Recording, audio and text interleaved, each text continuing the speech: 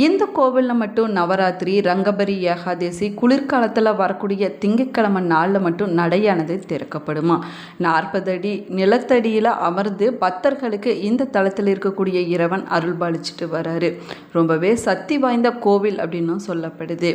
இந்த கோவிலுக்கு பக்கத்தில் சென்று இறைவனை நம்மளால் தரிசிக்க முடியாது. ஆனால் இந்த தளத்தில் இருக்கக்கூடிய இறைவனை சுவர் வழியாக, துளையின் வழியாக மட்டுமே நம்மளால் தரிசிக்க முடியும்.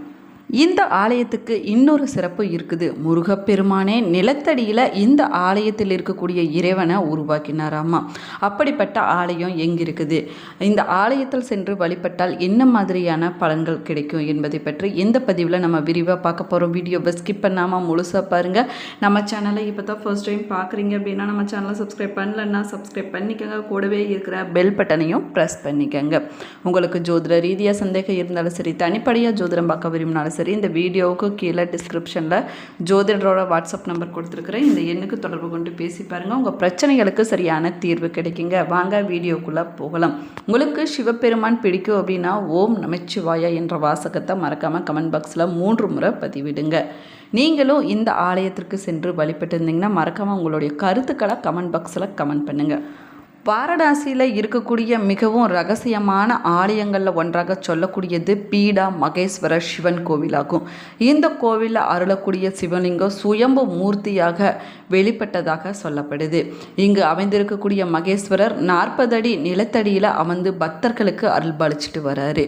மேலுமே இது ரொம்பவே சக்தி வாய்ந்த கோவில் அப்படின்னும் சொல்லப்படுது. ஆனால் இந்த கோவிலில் சிவனை பக்கத்தில் சென்று நம்மளால் தரிசிக்க முடியாது.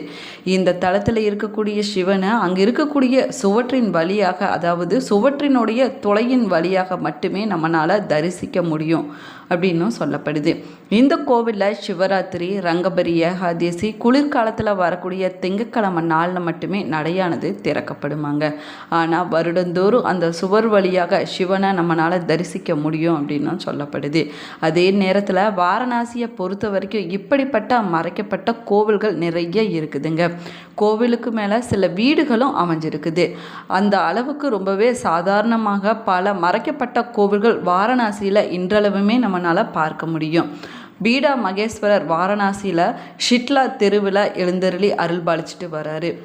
ஷவுக் இல்லைன்னா சிந்தியா காட்டிலிருந்து நடந்தே இந்த ஆலயத்திற்கு வரலாம். சிந்தியா காட்டிலிருந்து கோவிலை வர வேணும் அப்படின்னா சித்தேஸ்வரி தேவி கோவிலை பற்றி உள்ளூர் வாசிகளிடம் கேட்டால் சித்தேஸ்வரியிலிருந்து அதே பாதையில் முன்னோக்கி நம்ம செல்ல வேணும். நுழைவாயில் மணியுடன் இருக்கக்கூடிய இடது பக்கத்தில் ஒரு குறுகிய தெருவை பார்க்க முடியும். இந்த தெருவில் நுழைந்து கோவிலுக்கு அழைத்து செல்லக்கூடிய பாதையில் செல்ல வேணும். அப்படி குறுகிய சாலையில் நெருக்கமாக இருக்கக்கூடிய இடத்துல அமைந்துள்ளது இந்த கோவிலாகுங்க.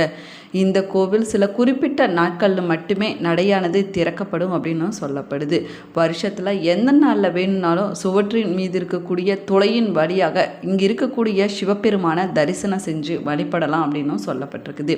அப்படி வழிபடுவதனால பல மாற்றங்கள் பக்தர்களுடைய வாழ்க்கையில் ஏற்பட்டிருப்பதாகவும் சொல்லப்படுதுங்க.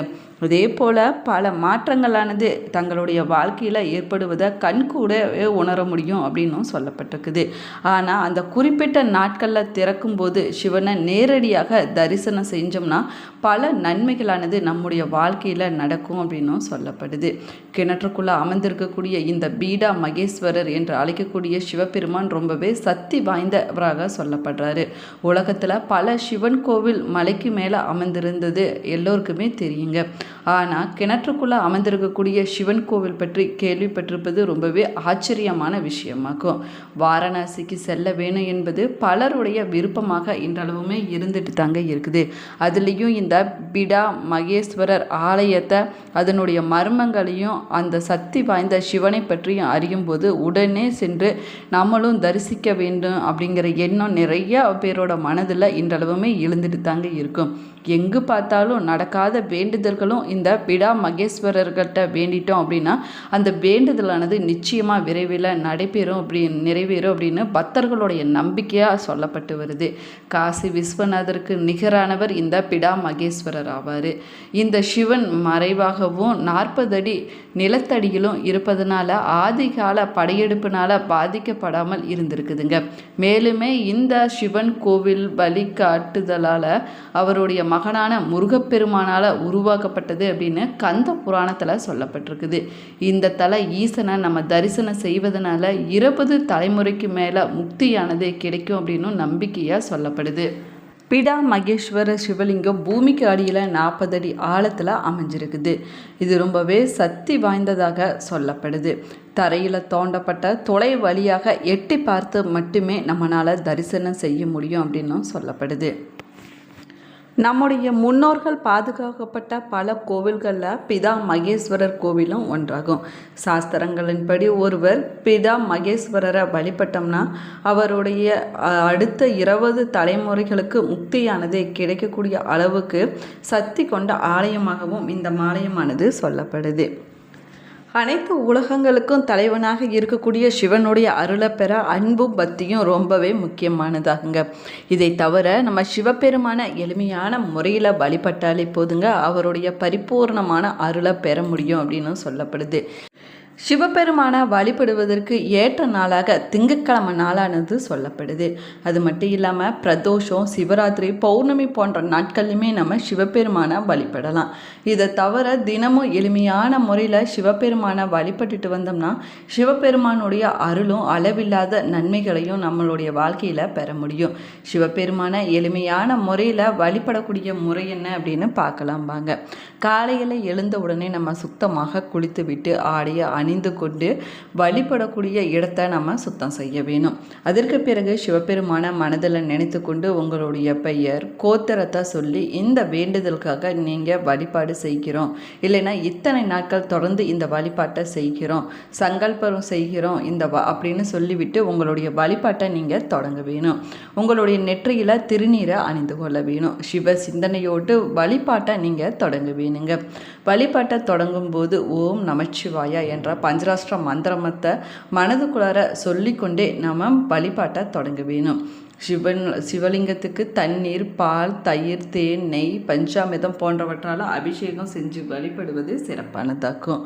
அதே போல் தீப தூபம் காட்டி நெய்வேத்தியம் படைத்து ஆர்த்தி காண்பித்து நம்முடைய வேண்டுதலை நம்ம வைக்கலாங்க.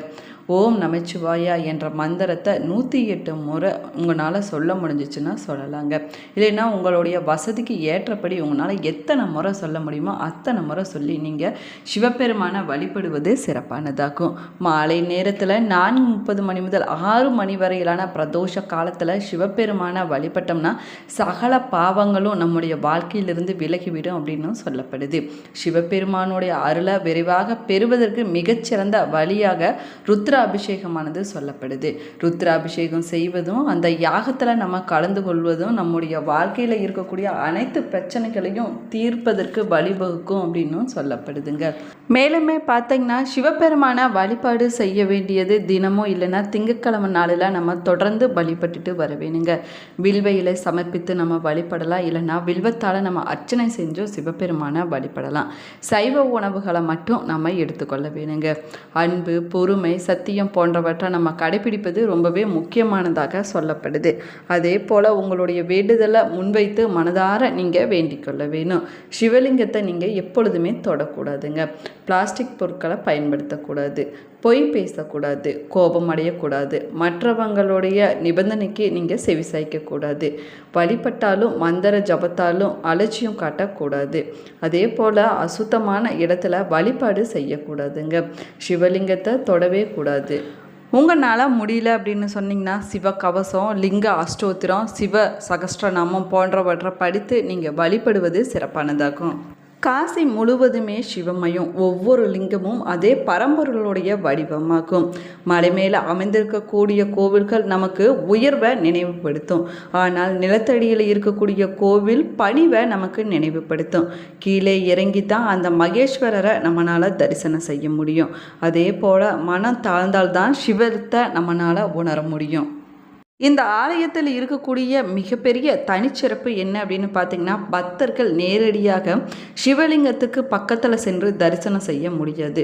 சுவரின் வழியாக இருக்கக்கூடிய சிறிய துளை வழியாக மட்டுமே சிவனை பார்க்க முடியுமா. அந்த துளை வழியாக பார்ப்பது அவ்வளவு சாதாரண விஷயம் இல்லை அப்படின்னும் சொல்கிறாங்க.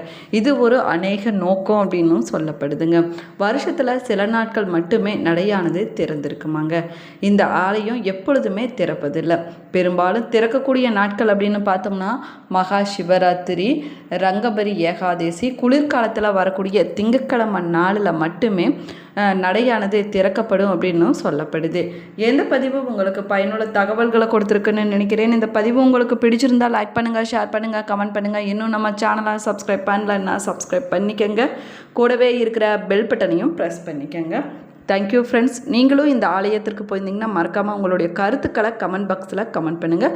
உங்களுக்கு சிவபெருமான் பிடிக்கும் அப்படின்னாலும் மறக்காமல் கமெண்ட் பாக்ஸில் கமெண்ட் பண்ணுங்கள். தேங்க்யூ.